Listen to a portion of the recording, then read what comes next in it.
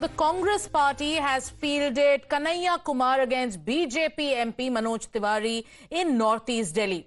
The 37-year-old former student leader of JNU, Kanhaiya, is currently in charge of the Congress students' body, that is the NSUI. Kanhaiya will go up against popular Purvanchali celebrity and two-time MP Manoj Tiwari, but this ticket has sparked a huge political storm.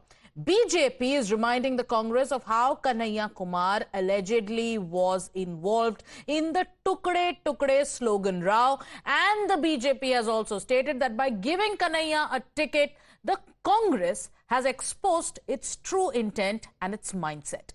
Watch. Congress ने अपनी मानसिकता का परिचय दिया है, लेकिन जब धरातल पे आते हैं तो आज कांग्रेस का भी कार्यकर्ता पूछ रहा होगा कि इतनी बड़ी पार्टी में एक कोई ऐसा व्यक्ति नहीं मिला जो देश का सम्मान करता हो, जो सेना का सम्मान करता हो। आप उसको चुनते हैं जो टुकड़े टुकड़े गैंग का नेतृत्व करता हो, जो सेना को गाली देता हो, तो कोई बात नहीं। देखिए, प्रधानमंत्री जी को गाली देने का फैशन चल गया है कांग्रेस में और इंडिया अलायंस में। प्रधानमंत्री जी की माता जी को गाली, मैं समझता हूं कांग्रेस की ये जो मनोदशा है ना, जनता देश की इनको जवाब दे। Congress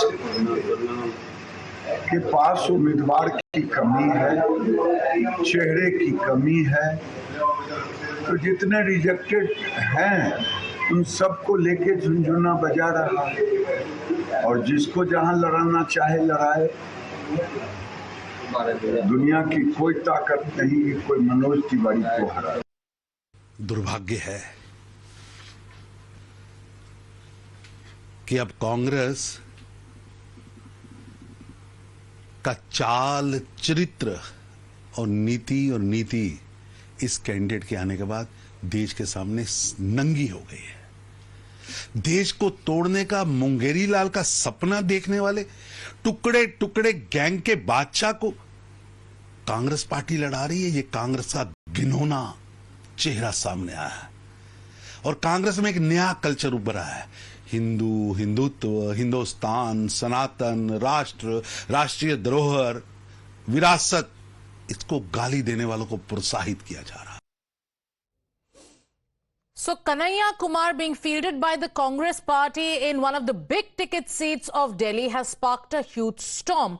The BJP is constantly reminding the Congress that it is giving a ticket to someone who was involved in the Tukde Tukde controversy. Now, Congress candidate from Northeast Delhi, Kanhaiya Kumar too, is slamming the BJP for making these allegations.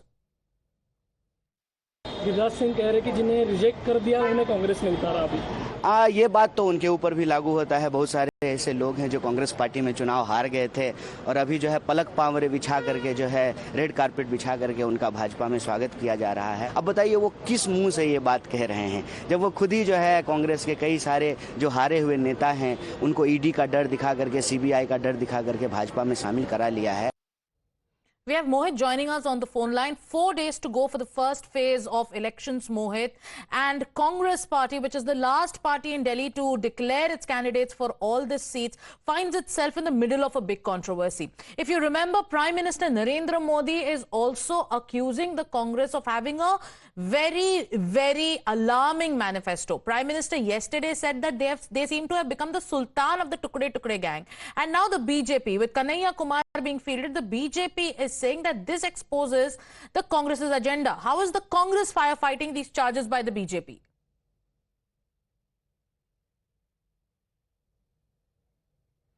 All right, we'll get Mohit on the phone line in a short while from now, but you're seeing how that controversy is playing out. One, it is the BJP today which is accusing the Congress of exposing its mindset, its Tukde Tukde mindset or Break India mindset. The bone of contention at this point of time is the ticket by the Congress that it gave to Kanhaiya Kumar. Now, the Congress and INDIA bloc too have slammed the BJP for making baseless statements. What is the Congress saying? The Congress is saying that the Saffron Party will get an answer in polls when Kanhaiya Kumar, they say, will go ahead and win. Lok Sabha के सांसद होने के नाते उनकी कुछ गरिमा, कुछ मर्यादा के शब्द होने चाहिए, लेकिन बीजेपी में जब आके ही मर्यादा गरिमा नहीं दिखा रहे तो ये लोग कैसे दिखाएंगे। लेकिन मनोज तिवारी के ही लोकसभा के कुलीग हैं जो लद्दाख से भाजपा के सांसद हैं, उनकी पत्नी जेएनयू की पढ़ी हुई है। उनका कहना है कि जिस तरह के आरोप कन्हैया कुमार पर दुष्प्रचार किया गया, आरोप लगाए गए, ऐसा उन्होंने कभी कहा ही नहीं था। जो नरेंद्र मोदी जी से आंख में आंख डालकर सवाल पूछने की हिम्मत करता है, उसको ये कुछ भी कह देंगे। आपके कर्नाटका के नेता संजय पाटिल ने जो अभद्र टिप्पणी हमारी महिला मंत्री के लिए की है, सबसे पहले मोदी जी को कान पकड़ के उसके लिए माफी मांगनी चाहिए। कन्हैया कुमार को टिकट दिया है दिल्ली से मनोज तिवारी के खिलाफ। बहुत अच्छा मुकाबला होगा जिसमें हमारे कन्हैया कुमार जी जीतेंगे और बड़े भारी बहुमत से। देखिए, ये कांग्रेस पार्टी का विषय है, लेकिन जिस प्रकार से भारतीय जनता पार्टी की सरकार में झूठे मुकदमे लगा करके विपक्ष के लोगों को, नेताओं को और ऐसी स्वतंत्र आवाजें जो सरकार के खिलाफ बोलती रही हैं, उनको दबाने का, उनको कुचलने का जो काम किया है, इससे पूरा देश भली भांति परिचित है। भारतीय जनता पार्टी वो पार्टी है जिसने हिजबुल से टेरर लिंक रखने वाले तारिक मीर को टिकट दिया, जिसको एनआईए ने गिरफ्तार किया, और ऐसे तमाम उदाहरण हैं जहां पर आतंकवादी गतिविधियों में लिप्त लोगों को भारतीय जनता पार्टी ने टिकट दिया है। मुझे लगता है भारतीय जनता पार्टी को इस विषय पर टिप्पणी करने का तो कोई अधिकार नहीं है। Mohit is joining us live. Charges and counter charges flying thick and fast, Mohit. But there is a huge controversy today over the Congress party fielding Kanhaiya Kumar. He earlier fought elections on a ticket of the left from Begusarai in Bihar. Now he's been brought to Delhi, and this time as a Congress candidate, he'll be taking on Manoj Tiwari. The BJP is not only reminding the Congress of his tryst with the Tukde controversy, but they are also reminding the Congress of his old statements, particularly about the Indian Army and Army's presence in Kashmir.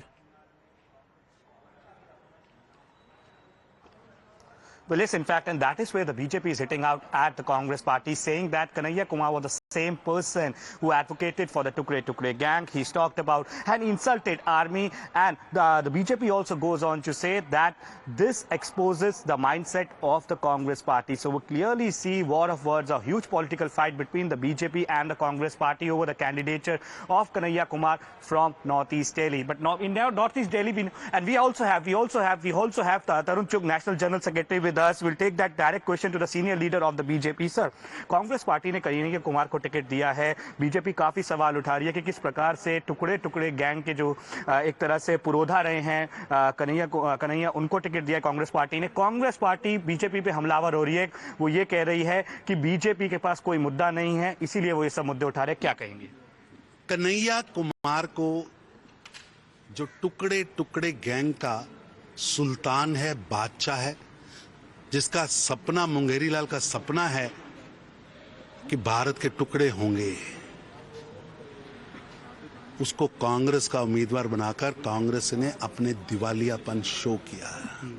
Congress party के पास ना नीति है, ना नेता है, ना नीति है, ना सोच है। पूरी तरह से अपने आप को मुस्लिम लीग के आगे सरेंडर कर दिया है। देश के टुकड़े करने वालों के आगे कांग्रेस सरेंडर हो चुकी है। एक तरफ आप कन्हैया कुमार को उम्मीदवार बना रहे, दूसरी तरफ आप वायनाड में कांग्रेस पार्टी अपना तिरंगा लेके नहीं निकलेगी। आपने अपनी पार्टी का झंडा, तिरंगा और एजेंडा मुस्लिम लीग पर के पास सरेंडर कर। चुनाव में एक बड़ा मुद्दा रहेगा जिस प्रकार से कन्हैया के पुरानी जो स्टेटमेंट है, या फिर प्रधानमंत्री नरेंद्र मोदी के डेवलपमेंट मॉडल को लेकर पुश करेंगे? देश की जनता पूरी तरह से वंशवादियों से घृणा करती है, और ये वंशवादियों का गठबंधन है जिनके लिए उनका बेटा, बेटी, चाचा, भतीजा ही देश है, और दूसरी तरफ नरेंद्र मोदी जिनके लिए 140 करोड़ नागरिक उनका परिवार है, और देश की जनता का आशीर्वाद एक मजबूत, डायनेमिक, डिसाइसिव नरेंद्र मोदी जी के साथ है। और देश की जनता ने तय किया है वंशवादियों की लंगड़ी और मजबूर सरकार नहीं, नरेंद्र मोदी जी की मजबूत सरकार लानी है। और ये कन्हैया कुमार के टुकड़े टुकड़े गैंग का कैंडिडेट घोषित करना, मुस्लिम लीग के आगे अपना झंडा व एजेंडा सरेंडर करना, मुस्लिम लीग के दबाव में आकर कांग्रेस के प्रत्याशी और कार्यकर्ता तिरंगा नहीं उठाएंगे, ये घोषणा करना, ये बताता है कि कांग्रेस का दिवाला निकल चुका है। ये चुनाव की शुरुआत के पहले फेस में ही कांग्रेस पूरी तरह सरेंडर हो चुकी है और देश की जनता जानती है, ना इनके पास अभी एजेंडा है, ना झंडा है, ना नेता है, ना नीति है। Thank you for speaking to us, sir. So there we see that a strong attack coming in from the BJP General Secretary Tarun Chugh on the candidature of Kanhaiya Kumar. You see, the politics is also about the narrative. Politics is all about the optics. Now, the BJP surely, on one hand, they have the development politics of Prime Minister Narendra Modi, that what in past 10 years have been done by Prime Minister Narendra Modi. The narrative ahead of the first phase of elections, Mohit. Right now, with the focus on Tukre Tukre and the country and the narrative of national security and putting national security first. Let's now tell our viewers about Kanhaiya Kumar's tryst with Tukre. What are these controversies surrounding Kanhaiya Kumar? He protested against Afzal Guru's hanging. There were pro-Afzal and anti-India chants raised. He was booked for sedition charges for leading the JNU stir. He backed Sharjeel Imam's rant when Sharjeel Imam said that there is an aim to cut off a part of the Northeast. Kanhaiya Kumar defended it. He said that the charges against Sharjeel Imam are part of the Bharatiya Janata Party's fake narrative. He also went on to say that that controversy was a part of BJP's polarizing politics, and that happened in January 2020. There are also charges against Kanhaiya Kumar, and a soundbite of his is going viral where he maligned the Indian Army. It was a comment made on International Women's Day. The charge made by Kanhaiya Kumar was that some army men in Kashmir rape women. That was a comment made on March in the year 2016. He also mocked Bharat Mata Ki Jai slogans. In fact, he gave that statement just days after coming out of on bail after being booked for sedition. He said that you must chant Bharat Mata Ki Jai. He said, I will change my name to Bharat Mata Ki Jai. That was a comment made by him in 2016 in April. Now, Times Now has also hit the ground to know the pulse of Delhi.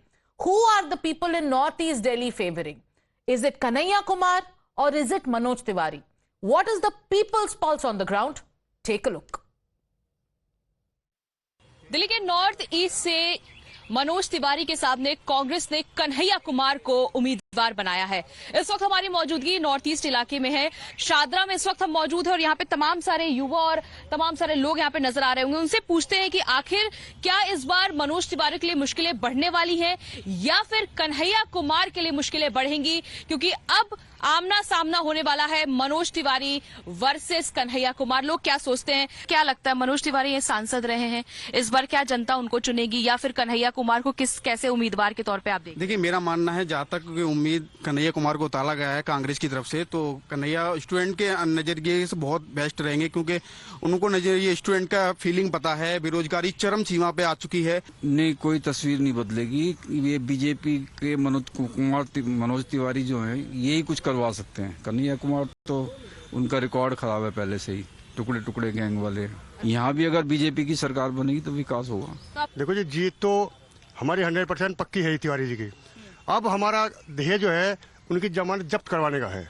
और ऐसे आदमी को जो देश के टुकड़े टुकड़े करना है, उस आदमी को तो वोट देना, वो नरक में वोट देना है। हम चाहेंगे इसकी जमानत जब्त करवाने के लिए।